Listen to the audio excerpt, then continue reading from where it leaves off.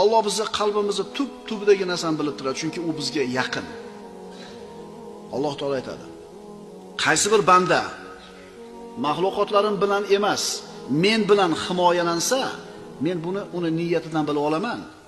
Bas osmonlar va uning ichidagilarning hammalari unga makr hiyla qilishsa ham, men u bandamga chiqib ketadigan yo'lni ko'rsatib qo'yaman. Qaysi bir banda men bilan emas, biron maxluq bilan himoyalansa, akasiga ishonsa, tanishiga suyansa, puliga ishonsa, men bilan himoyalanmasdan maxluqlarim bilan himoyalansa, men buni uning niyatidan bilib olaman.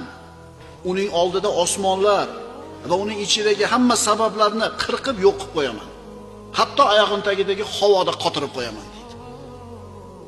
Kimdan himoya so'raymiz? Va sababini qilamiz. Alloh deymiz, keyin sababini qilamiz.